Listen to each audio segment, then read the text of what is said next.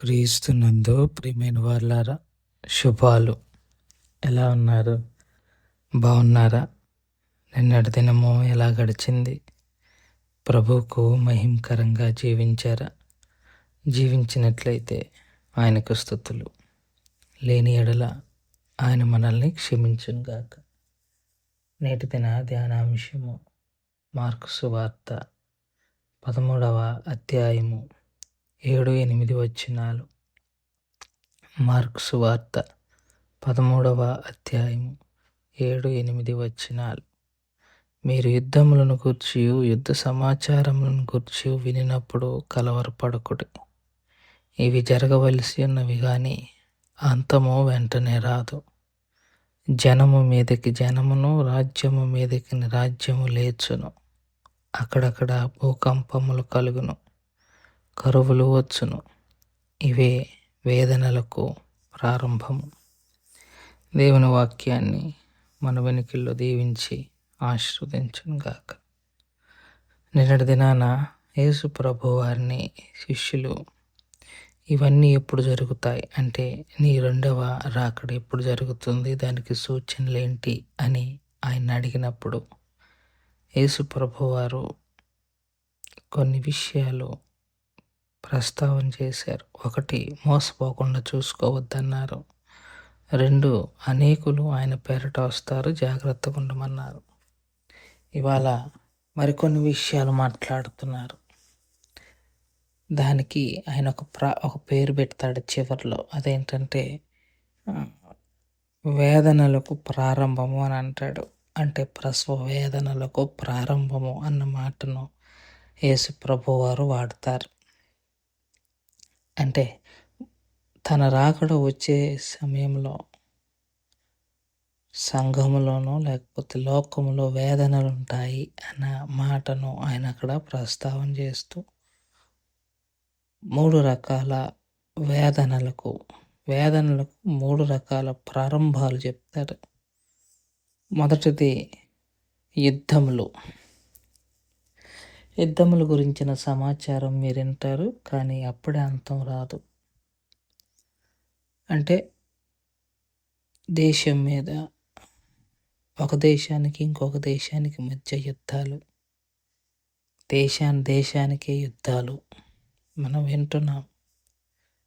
తరచుగా యుద్ధాలతో ఈ మరి విశేషంగా 1-2 సంవత్సరాలుగా దేశంలో ప్రపంచంలో ఎక్కడొకక్కడ యుద్ధం జరుగుతూనే ఉంది. యుద్ధాలు అనేవి కామన్.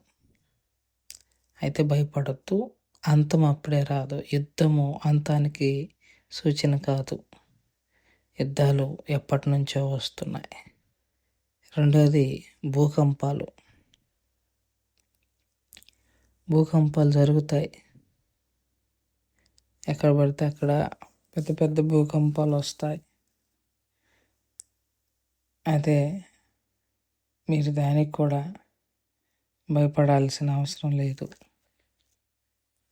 ప్రకటన గ్రంథంలో అయితే 16వ అధ్యాయం అనుకుంటా, అన్నిటికంటే భయంకరమైన భూకంపాన్ని గురించి అక్కడ ప్రస్తావన చేస్తాడు. సో మామూలు భూకంపాలకు ప్రకటన గ్రంథంలో చెప్పబడిన భూకంపానికి చాలా వ్యత్యాసం. అది వరకు ఎన్నడూ అలాంటి భూకంపం రాలేదు అన్నమాట అక్కడ ఉంటుంది.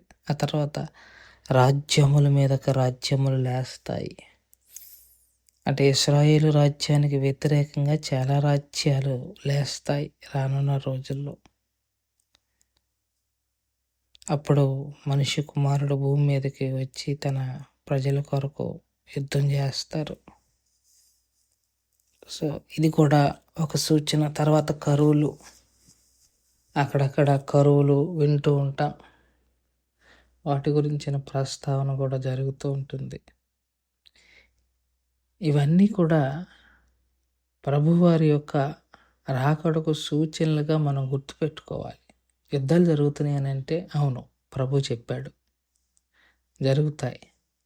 సో సిద్ధంగా ఉండాలని నేను అయ్యో అవునా, ఎందుకు జరుగుతుంది యుద్ధం, ఎలా ఆపుదాం యుద్ధం, అది కాదు మన ముందున్న లక్ష్యం. వాటిని గురించిన సమాచారం వింటున్నప్పుడు సిద్ధపడి ఉండటం మంచిది. కరువులు వచ్చాయి. అయ్యా, ఈ కరువుల నుంచి బయటపడే కాదు, ప్రభా నీ రక్షణలో నీ కృపలో నన్ను జ్ఞాపకం చేసుకో. ఒకవేళ ఈ రాత్రి నేను పిలుచుకుంటే యుద్ధ సమాచారాలు, భూకంపాలు ఇవన్నీ వచ్చినప్పుడు అయ్యో అనుకోవటం, దీని నుంచి ఎట్లా బయటపడటం కాదు. ప్రభువు చెప్పారు, జరుగుతాయి, ఆయన వస్తారు. ఆ స్పృహతో క్రైస్తవుడు బ్రతకాలని మనం చేసుకుంటూ ఈ మాటలు నేను ఇంతటితో ముగించుకుంటున్నాను. దేవుడు దీవించి ఆశీర్వదించును గాక. ప్రార్థన చేసుకుందాం. మమ్మల్ని మిక్కిలిగా ప్రేమించిన మా ప్రియ పరలోకపు తండ్రి, మీ పాదాలకు స్తోత్రాలు. చెప్పబడిన వాక్యాన్ని బట్టి మీకు స్తోత్రాలు. విన్న వాక్యం మా హృదయంలో భద్రపరుచుకొని వాక్యానుసారంగా జీవించగలగటానికి కావలసిన కృపను దయచేయండి. బలహీనులుగా ఉన్నామని జ్ఞాపకం చేసుకొని బలపరిచి ఆరోగ్యాలకు ముద్ర వేసి చాలిన దేవుడుగా ఉండి మీ కృప చూపించమని యేసుక్రీస్తు ప్రభువారి పుణ్యనామములో అడిగి వేడుకుంటున్నాం తండ్రి. ఆమెన్. God bless you.